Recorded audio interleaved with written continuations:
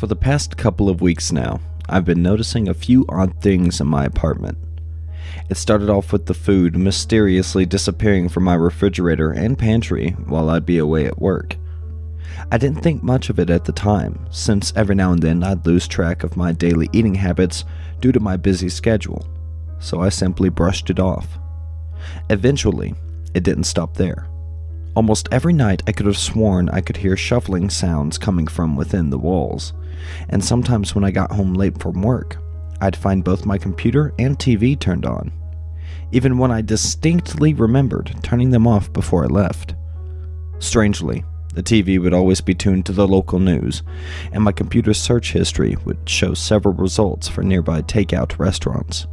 Needless to say, it was freaking me out. The building I lived in had tight security, with officers frequently patrolling the area, and it was located in the part of the city where crime was pretty scarce.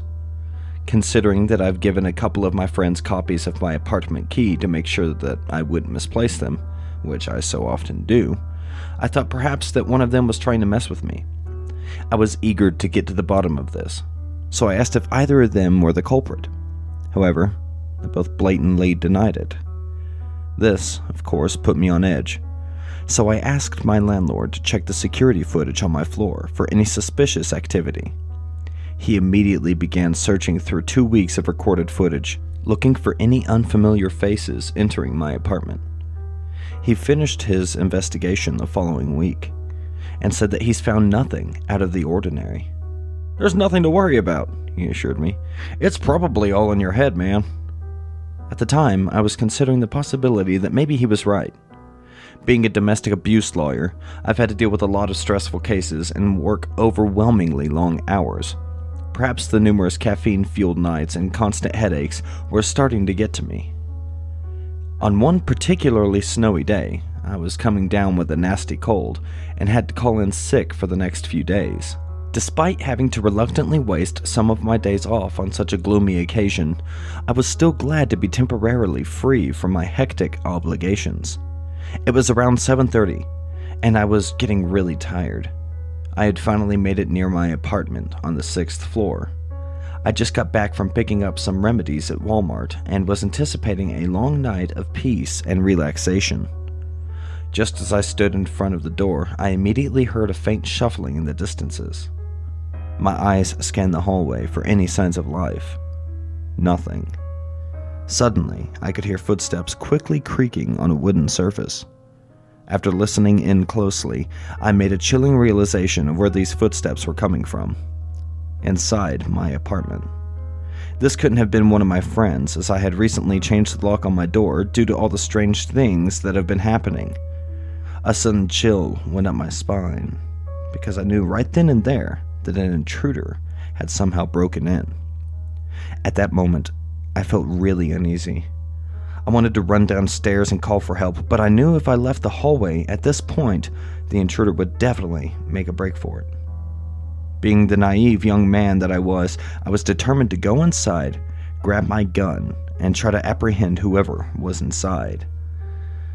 Taking a deep breath, I slowly unlocked the door and creaked it halfway open. I was instantly hit with a powerful, ghastly odor that made me want to puke. It smelled like something had been decaying in there for quite some time.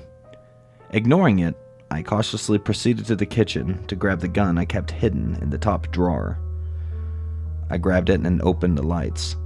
To my surprise, the first thing I noticed were several pizza boxes and takeout bags scattered across the ceramic tiles. This struck me as rather odd, because I knew I didn't order any takeout that day. I also noticed that there were food-covered footprints leading directly into the living room. Someone was definitely in here, and it looked like they were in a hurry to remain hidden from me. I slowly made my way into the living room, with my gun at the ready. The footprints led right next to the boarded-up wall that was stationed on the other side of the room. There were a couple of half-broken planks in the middle of it that I hadn't gotten around to fixing yet. Very carefully, I walked towards the wall for a closer inspection. My heart was beating with every inch I took. I stopped walking around a few feet away from it and began closely examining it. I couldn't make out anything inside, so I moved my head in even closer to search for any signs of life. Again, nothing was completely visible, as it was pitch dark inside. So this time I pulled out my phone, put it in the wall, and turned the screen on. Suddenly, out of nowhere, I saw two amber red eyes staring directly at me. My heart dropped like a rock. I quickly stumbled backwards, trying to keep my balance. A sudden rush of adrenaline swiftly filled my entire body. I quickly spoke the most intimidating voice I could muster up. "If you don't get the hell out of here right now, I swear I'll blow your brains out," I exclaimed. Silence subsequently followed. I was half expecting some demented lunatic to rush out from there and attack me out of nowhere, so I prepared myself for an epic battle. "Didn't you hear me? I'm not messing around." Before I could finish my sentence, I was interrupted by a faint sobbing coming from within the wall. The intruder took a deep breath and spoke in a soft tone. "Please don't hurt me. I'm really sorry about what I've done," the intruder replied. The voice sounded like it belonged to a frightened little girl, around the age of 13. This really wasn't the dramatic response I was expecting. I lowered my gun as the tension in the room quickly shifted to that of confusion. "Jesus, kid, you nearly scared me half to death," I said. "Who are you, and what exactly are you doing in there?" No response. It seemed like my initial reaction shook her up a bit. "It's okay, you can tell me. I promise I won't hurt you." I slowly backed away from the wall to assure that I wasn't a threat. "See?" After a brief moment of silence, she replied once more. "My name's Maple," she said in a jittery voice. "I didn't mean to cause trouble. I only wanted to get away from my mean parents." "Maple?" I paused for a minute, trying to recollect where I've heard that name before. Then it hit me. Maple was the little girl that went missing in the area several weeks ago. The media reported that she allegedly ran away from home after her parents had physically abused her last Christmas. She must have slept in my apartment when I forgot to lock the door that day. At that moment, I felt genuinely sympathetic, mostly because I've dealt with quite a few runaways in my line of work. Poor thing must have been scared to death. I guess when I ran out of food, she decided to break into my neighbor's apartment and help herself to their leftovers. She probably dropped all of it on the floor and made a break for it once she heard me come up to the door. I remembered at this point that there was a police car parked right outside the building. I figured that I should first try to comfort her before calling the cops over. "It's okay, sweetie. Everything's going to be all right," I assured her. "Just please, come out so I can make sure you're okay." She suddenly stopped sobbing and became quiet. Dead silence filled the room as I anxiously awaited a response. She was almost starting to freak me out. After about a minute passed, she finally said something. "Okay, but could you first put the gun on the floor and come closer? I need help getting out." Her voice sounded slightly deeper this time. The sudden shift in tension kind of threw me off at first. I wanted to comply with her demands, but I had this strange, eerie feeling deep inside that something was off. At the time, I couldn't make out what it was, though. Giving in to my paranoia, I thought it was best if I just left her there while I went to get help. Actually, just wait here, Maple. I'll be back soon with the—" "Wait, don't go," she interrupted, in a surprisingly loud and desperate plea. The sudden outburst made my whole body flinch. "You can't leave me here. My ankle, it hurts really badly. I think I twisted it when I slipped on the floor. I don't think I can get out on my own. You have to get me out of here right now. This place is really creeping me out." I hesitated for a moment. Believe me, I wanted nothing more than to help her out. But there was something about her tone that made me feel like she wasn't completely telling the truth. My intuition's usually pretty good at judging whether or not someone was lying, so I was inclined to follow my gut feeling. "I'll only be a couple minutes. Hang in there, kiddo. I promise I won't be long." I quickly ran out of my apartment before she could say another word. After a brief elevator ride down, I sped across the hall, out the spinning doors, and into the freezing weather. To my relief, I found a slightly chubby officer talking to his slim partner right across the street from me. I ran towards them, eager to tell them everything that went down. Before I could make it halfway there, however, I froze. My heart sank as I remembered something that will forever send a chill down my spine. I couldn't believe I didn't recognize this until now. That couldn't have been the same missing girl. because the last night she was found murdered a couple blocks away. Her lifeless body was discovered stuffed inside the wall of a vacant apartment. It was all over the news this morning.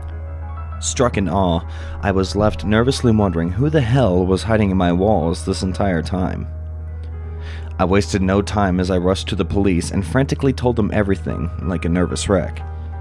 At first, they thought it all sounded a bit sketchy, but after I persisted for a few minutes, they were finally persuaded to follow me and take a look. Without catching my breath, I ran back to the apartment with the officers following closely behind. When we made it to my living room, I showed them where the intruder was hiding. The chubby officer told me to step back as they both drew out their guns and pointed them at the wall. "This is the police. I want you to get out from there right this instant and put your hands on the ground." The officer's demands were met with silence. "You have 5 seconds to comply or else I'm dragging you out." Still, nothing. The slim officer nodded, cueing his partner to go in.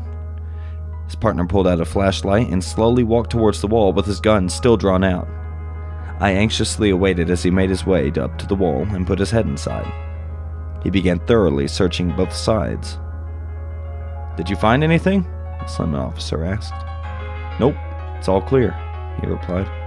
"But I can tell someone's been hiding in." Before he could finish his sentence, he paused. He put his head in deeper for a closer inspection. "Hold up, I think I see something." Judging by the surprise in his voice, I had a feeling that he was about to discover something really disturbing. I could feel it in my bones. "What is it?" his partner called out. The chubby officer took his head out of the wall and looked at his partner with shocked expression. I think I can see a couple of bodies inside." Those words made my entire world turn upside down. I almost couldn't believe what I was hearing. "Are you sure about that?" the slim officer asked. Yeah, I'm sure of it," he exclaimed. "My God, I've never seen anything like this in my entire life. These bodies, they look so mutilated. Just what the hell happened in here?" The unsettling thought that I had just stood feet away from human corpses made my stomach turn. The powerful stench of decaying flesh made me want to puke my guts out. I knew right then and there that whoever had been hiding in my walls this whole time was definitely not a little girl. "Help me break down this wall. One of them could still be alive." The slim officer put his gun back in his holster and walked towards the wall. I watched from about 15 feet away as they both started breaking down the old planks one by one. They quickly teared off 3 rows of them with ease, while blood started pouring out in excessive amounts. Suddenly, out of nowhere, several lifeless, dismembered bodies fell right off the wall and onto the floor. My eyes grew wide with shock. Most of their flesh looked like it was violently bitten off, and their mutilated faces were completely unrecognizable. The disturbing thought of the immense pain these victims must have suffered through was simply too much to take in. Upon taking a closer look at the type of clothes they had on, I made a chilling realization of who they were. They were all food deliverers from several nearby restaurants. I could barely make out the restaurant logos on their violently shredded and blood-soaked shirts. I wanted to look away from the gruesome sight, but there was something above the bodies that caught my eye. It looked like there was something written in blood on the inside of the wall. At first I couldn't make out what it said through the darkness of the room, so I slowly walked closer to read it more clearly. My entire body shook to its very core the instant I realized what it said. "You're lucky you didn't do what I asked."